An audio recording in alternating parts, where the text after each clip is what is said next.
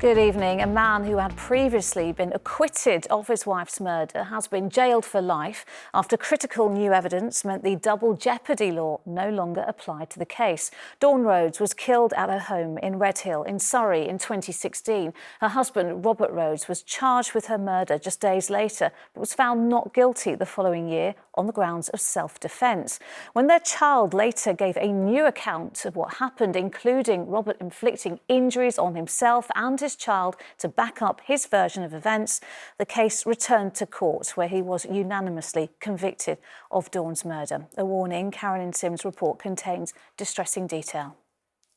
And I didn't want to let go of it because I didn't want to hurt me anymore. Robert Rhodes thought he'd got away with murder, claiming he'd killed his wife Dawn in self-defence. But new evidence from the couple's child, who was under 10 years old at the time, proved him wrong, and today he was jailed for life. Having taken her life, you sought also to deprive Dawn of her good name, thereby increasing the pain caused to her family. The many people whom you have affected by your selfish and self-centred actions are to be commended for their exceptional resilience and determination. It was in 2016 that Rhodes was first charged with Dawn's murder. A year later, a jury found him not guilty. 4 years after that, the couple's child told a therapist what had really happened. Evidence that was so compelling, Rhodes was legally allowed to be rearrested and charged, and a jury found him guilty last December. Details of what happened to Dawn in the family home in Redhill that day were repeated in court today. Rhodes had told the couple's child to ask Dawn to close her eyes and hold out her hands for a surprise. While Dawn stood in that vulnerable state, Rhodes slit her throat. To make it look like self-defence, he then stabbed the child's arm and inflicted injuries to his own head. The child, who's now an adult, stood up in court and spoke of the shame and guilt they feel will never go away. They said, "That evening, Robert Rhodes not only killed my mother, he took my life away from me as well." Dawn's family stood together outside court to listen to those who helped bring Rhodes to justice. Everyone now knows the truth. Dawn did not attack Robert Rhodes that night. She was the victim of her violent husband. The fact that Rhodes not only murdered his wife in cold blood, but then manipulated and groomed a child to play a part in his evil scheme and cover up what he'd done is simply despicable. Robert Rhodes didn't show up for sentencing today. The judge said that added cowardice to his list of characteristics. And she expressed hope that all those whose lives he has damaged will at last be able to move on. And Carolyn, the judge today spoke of a troubling history of Dawn's marriage before she was murdered. Yeah, exactly. Dawn had actually been a victim of domestic abuse and coercive behaviour for years. She'd got away from Robert Rhodes and started a new relationship. And the judge said that was his motivation for killing her. He was obsessed with this relationship. Well, today outside court we spoke to human rights lawyer Harriet Wistrich. She'd been watching the case and she said while today's outcome is positive, the first trial completely failed to properly look into the background of the couple's relationship. It tells you so much about the criminal justice system, about homicide and about the differences in the way that men and women are treated by the criminal justice system. It tells us how we really, really need to delve to understand the underlying dynamics of a relationship where there is a domestic homicide. Well, today, Surrey and Sussex Police also pointed out that this case shows how important it is to challenge stereotypes about who may and may not become a victim of domestic abuse. And they use this opportunity to encourage people who are to please come forward. All right, Carolyn, thank you. Well, to more grieving families who are fighting for justice now, and convicted killers who are detained in secure hospitals are to be stopped from receiving thousands of pounds a year in benefits under new government laws. Linda Westcar, whose daughter Kennedy was killed by her partner in Hackney, told ITV News she was devastated when she found out he's still getting universal credit while detained because he was in a hospital instead of a prison. Faye Barker reports. Kennedy Westcar Sabarosh was killed by her partner in April 2024. He's now serving a sentence to an indefinite hospital order for her manslaughter. A court heard he'd been suffering from schizophrenia. Kennedy's family were then shocked to find out he could receive universal credit, something not given to those in prison. We were devastated to think that somebody who could commit such a heinous crime could then be rewarded. They are using public funds whilst being detained, and then to be able to claim universal credit on top of that just felt like a very double blow. Hello again. The family's now been told by the Work and Pensions Secretary of plans to change the law. They spoke to him yesterday along with the parents of Nottingham attack victims Grace O'Malley Kumar and Barnaby Webber. I don't say this is going to save a huge amount of money in terms of the benefit bill, but it is a measure of justice. Some people have bravely campaigned on this for many years. Now's the time to act. These patients are not destitute. They do not need to be building up savings in their bank accounts. The taxpayer does not need to pay twice for... it's not a matter of money, it's a matter of justice and fairness. The families have welcomed the change. It's like salt in the wounds after somebody's committed such a heinous crime and then can benefit from it. I'm hopeful the actions that have been taken, the announcements that are coming, will have lasting change. These families have already been through unimaginable pain. The government hopes benefits will be removed from serious offenders detained in hospital later this year. Faye Barker, ITV News. A hearing setting out the agenda for the inquest into the death of 10-year-old Sarah Sharif got underway in a court in Woking today. The purpose was to set the scope and give a date for the inquest, which will investigate how, after so many warning signs, she was killed at the hands of her own family. Helen Keenan is here with more on this. And Helen, what did we hear today? Well, today a date was decided and we now know that it won't take place until next year. Now, 10-year-old Sarah was hooded, burnt and beaten in a campaign of abuse at that family home in Woking. Her father, Irfan Sharif, and stepmother, Bainash Batul, were jailed for her murder, and her uncle, Faisal Malik, was jailed for his role in her death. Now, today, her stepmother appeared via video link at Woking Coroner's Court, where she asked if she could give evidence at the inquest, remarking, "I'm aware this can't overturn my conviction. I'm not seeking to do that, but my voice was not heard in the criminal trial." Now, she was told she would only be able to do so if her statement was relevant to the inquiry.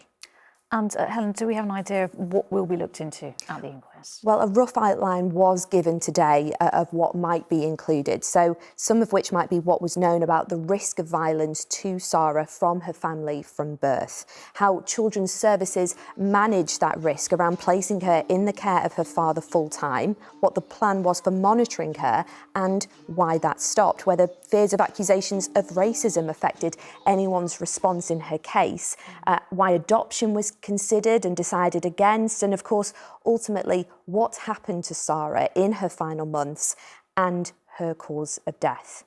Now, decisions around homeschooling and her injuries that had been spotted at school are also likely to be discussed.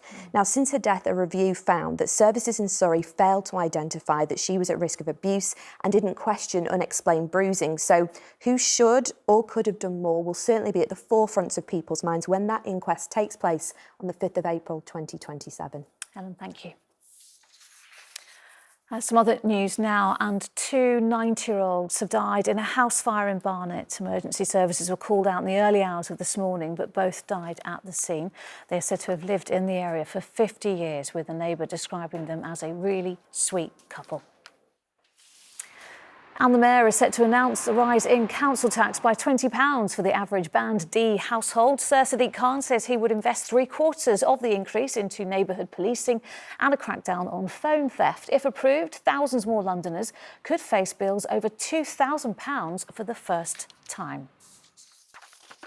Next, while traffic in London rarely moves quickly, new limits will force more drivers to stick to a maximum 20 miles per hour. Over half the capital's roads already have the limit, but Transport for London has confirmed more are on the way. The changes are divisive, with some arguing going 20 helps save lives, but others say there are better ways to improve safety. Our political correspondent Simon Harris reports. In this business, The quicker you drive and get from A to B, the more money you can earn. Simon has been an Uber driver for 6 years, but he's thinking of moving on. The growing number of 20-mile-an-hour speed limits in London has hit his income. Driving 20 mile an hour is just ridiculous. I get tourists who complain and say, why are we driving so slow? 3 in the morning, why am I driving 20 miles an hour? Everybody who's vulnerable would not be on the street 3 in the morning. More than half of London's roads are 20-mile-an-hour zones, including dual carriageways like Finchley Road, which used to be 40, and Park Lane. Last year, 110 people were killed on London's roads, more than 3,500 injured. Many of those are on main roads, so TfL has introduced a safer speed limits on many of its roads. And where that has happened, we've seen a 25% fall in the number of collisions, saving lives across the capital, including there on Park Lane. But there are other statistics. According to the most recent figures from the Met, in the space of 12 months, more than 220,000 speeding fines were issued to drivers in 30-mile-an-hour zones. In 2009, Islington was the first council in the country to impose a blanket 20-mile-an-hour limit on all of its roads. It was just the start. There's 21 out of the 33 London boroughs now have a default 20-mile-an-hour speed limit, but there's about 12 left to go, and they're more in the outer boroughs. Bromley in south-east London is one of them, and the Conservative council here is in no rush to lower the limit. There is zero appetite amongst my administration for blanket 20-mile-an-hour coverage. We believe that through education and through suitable signage, we're getting the job done, and we're actually getting the job done more effectively than many boroughs with 20-mile-an-hour permanent signage, and the accident stats provided by the DFT support that belief. Where you increase the speed limit, all you end up doing is getting to the next set of traffic lights or the next junction slightly earlier. But that's not the main argument for lower limits. City Hall says where 20 mph has been introduced, the number of people killed or seriously injured has fallen by a third. Simon Harris, ITV News, Park Lane. Still to come on the programme. These soap stars bringing the story of the world's worst opera singer to the stage, and the fans are queuing up here outside Wembley, primed for some wrestling action. That's right, WWE is coming to town. But first, it is a tough start to the weekend for Crystal Palace fans, with news that manager Oliver Glasner will be leaving at the end of the season. At the same time, the Eagles star captain is reportedly closing in on a deal with Manchester City. Anila Dami is at White Horse Lane for us now. Anila, this is, well, 2 massive blows for the club. It is. It's a bit like goals in the back of the net and then losing on penalties. It's the nature of the game. It's hard to believe. Just 7 months ago, streets here were filled with red and blue when Crystal Palace had their parade. They brought home the FA Cup trophy for the first time in the club's history. And then just last weekend, lost and were knocked out of the FA Cup by low-ranked Macclesfield. And now 2 big bits of news. Their manager, Oliver Glasner, has confirmed that he will be leaving at the end of the season. In a press conference this afternoon, he said he wants a new challenge. He said in that press conference that he spoke to the chairman in October over dinner, saying that he does not want to renew his contract, and that he told the team and us today. We think now it's important to have clarity on both sides. I think this is what the players deserve. This, I think, is what every staff member deserves, and I think this is what our fans deserve, and that's why I tell it today. He's clarified it's nothing to do with the transfer window and that he hasn't spoken to any other club. And of course, talking of transfers, the captain of Crystal Palace has confirmed, well, it's reported that he has signed a deal in principle with Manchester City for £20 million. And Glasner said in the press conference that he can't confirm anything, but he understands it's in the final stages. He wished the defender all the best and said that he's been a committed player all season. Glasner said the players were surprised, but they're coping with the situation. I spoke to some fans here. The words disappointment were used, surprised. There were some gasps with people who didn't know the news. And there was a real respect for Glasner too, knowing that, he helped the club bring home the trophy. Glasner's confirmed that Gay's not going to be playing against Sunderland tomorrow. And you'd have thought that after bringing home the FA Cup trophy, their biggest problem would have been about signing players. But fans here are hopeful. So let's see what stands for next for the future of Palace. All right, Anila, thank you. Now, Londoners have until midnight tonight to have their say on pedestrianising Oxford Street. The consultation focuses on the proposed closure of the road to all vehicles between IKEA and Selfridges. If plans are approved, buses, bikes and cars would all be banned. Now, from a socialite seeking stardom to being ranked the world's worst opera singer, Florence Foster Jenkins embodied the hedonism of roaring 1920s New York. Now, the West End production telling her unlikely story is celebrating its 20th anniversary with a brand new tour. Its stars could be seen as rivals, hailing from two of the country's biggest soaps, but play fast friends in the show Glorious. And it's not the only production to immortalise a singer, with Hollywood royalty Meryl Streep lending her vocal chords to the film all about Jenkins. This is the talented young man I was telling you about. Then let's get started.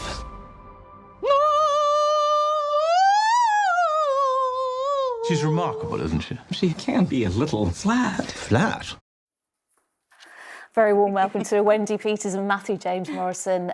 Listen, we had to see a bit of Meryl there, Meryl Streep, because we're not allowed to see you singing yet. It's all a big surprise, isn't it? That's going to be a big surprise. It's pretty much on the same level as Meryl. Yeah, I'm sure it will be. No, it's not great. What's really interesting there, Wendy, is like when we were playing that, you were like, I don't want to see it because you don't want to be influenced. That actually makes total sense. Yeah, I was lucky enough to do it last year for a month, and when I found out they offered it to me, I'd seen the film when it first came out in 2016, but I didn't purposely watch it again because I didn't want to be influenced. Exactly. I remember her being amazing and very, very funny, but I wanted to sort of create my own version of Florence Foster Jenkins. The whole premise is, though, that she's a terrible singer. She is. How hard or how easy is it to actually do that? Because I'm assuming you can sing a bit, Wendy. Yeah, I trained in musical theatre years and years ago, so I've done lots of musicals.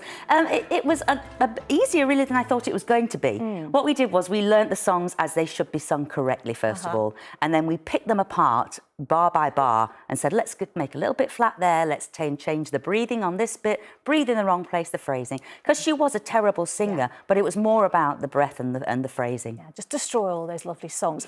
Matthew, listen, you play Cosme McMoon. Cosme McMoon. Tell me a bit about his character, how it all works in the production. So he's a classical pianist, and basically he works at a restaurant where he's not really being appreciated for his playing abilities, and he's given the opportunity to play for Florence Foster Jenkins. And when he hears her sing, he's like, oh, no, and goes in there for the money. But eventually they form a relationship, like a mother-son relationship, and he becomes very protective over her. Yeah. And he's like the eyes. Is that like you two, really? Yeah, of course. Got to say yes, Wendy. Yeah. But he doesn't like the fact that people are, laughing at her, and he knows how bad she is. Yeah. She doesn't. But he doesn't like people being nasty about her. And she became a really cult figure, though, didn't she? Yes. Despite her terrible singing. Despite it. I call it a bit of an X Factor moment. We all like to laugh at things possibly for the wrong reasons, and that's not a great thing. However, it became the thing to go and see. Yeah. And eventually she booked Carnegie Hall, and the play culminates in Carnegie Hall, and how many people turn up, we don't know. Talking of cult figures, you for many years were Cilla Battersby in Corrie. Cult figure, wow. Yeah. That's a pretty nice chunky role, wasn't it? Yeah, she was great fun. Yeah. Oh, there she is. There she is. On a return, yeah. She was great fun to play. I mean, she was a nightmare, mother from hell. And again, everybody hated her, or loved to hate her. But she was such fun to play. And Matthew, a soap rival, because you're straight from EastEnders, and your character, I've got to get this right, so Felix Baker, alter ego, Tara Misu. That's correct, and let's have a little look at your character, because first drag queen to appear as a regular character in a British soap. Look! I've never seen this. That was my leaving episode as well. Oh, how fantastic. Yeah. We did that's Cowboy Carter reference. Oh, I can see it, I can see that. Is that your first night outfit? Important question. Did you get to keep any of those outfits? No. Oh, well, they do give you the option to take some things with you, but no, none of that stuff. But yeah, I have a few things, a couple of shoes. I bet you do. You've passed me just a few. Listen, guys, it's been absolutely lovely to talk to you. I just want to say one review described this play as blissfully funny. It's a play that generates a rare glow of warmth and generous laughter, which I think we need. We need a little bit of that. It's 2 hours of fun. 2 hours of can't fun. not smile. And important dates for our viewers. You're coming to Windsor in March and Guildford in May. Brilliant. That is glorious. Listen, Wendy, Matthew, thank you so much for talking to me. Thank you.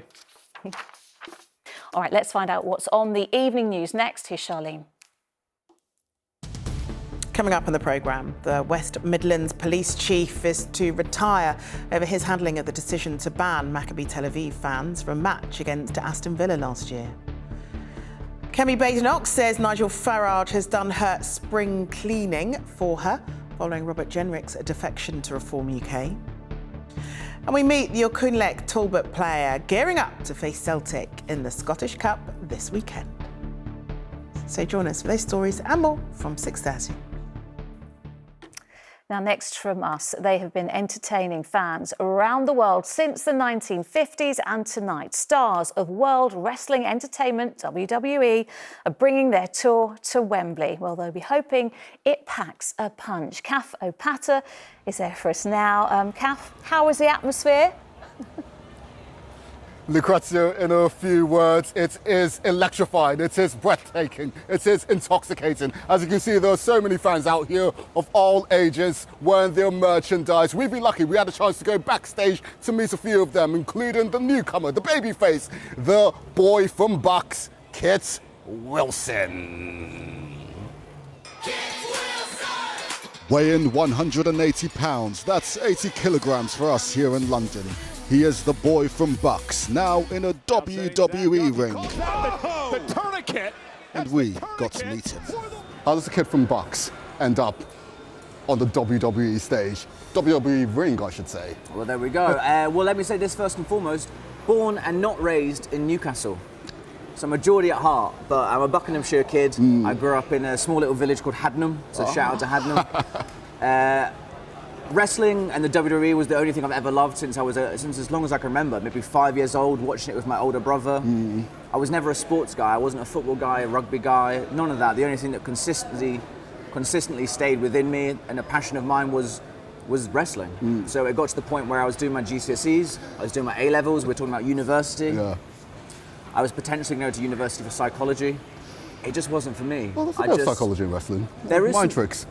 Yeah, there's some play there, but for me to go to university and do a subject that I wasn't passionate about, I just knew I would crumble, I would fail because I wouldn't put my all into it, whereas this is something I love. That would have been a massive... Apart from his athleticism, he's also oozing in charisma. You need that in the sport.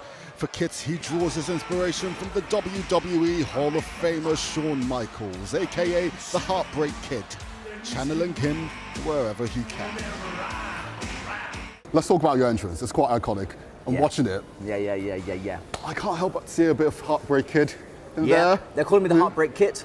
I like that. I like The that. streets are saying. We go, Kit Wilson. Put it to the head. Wilson. Perfect. In case you're wondering what we're doing here in Wembley, Kit is one of the many superstars competing in this year's Royal Rumble, a tournament where they battle it out for the shot to face this man, the undisputed WWE champion Drew McIntyre. I reckon I could take him. No, sorry, buddy. No, You're taller than some of the guys, though, to be fair. Oh, thank you. More broad shoulders than some of the guys, so yeah. Went to the gym this morning, so... Yeah, I reckon you could be up a few of the guys, just not me. One star who could is the boy from Bucks, our very own Kit Wilson. But if he wants a chance tonight, maybe less of the hips, more of the fists. Kath Opata from Wembley, ITV News. I think our Kath could have a go if he wants to. Now, it is a dry end to the week for those fans at Wembley, but will the sun stick around for the weekend? Here's Philippa with a forecast. A breezy morning will be followed up with a flurry of fresh delights for lunch. TUI sponsors ITV London weekend weather. Hello there. Well, the weekend is very nearly upon us and the weather has a bit of a mixed picture in store. So lots of cloud on the whole, some rain or showers on the scene, and we'll also have some overnight mist and fog to contend with from time to time as well.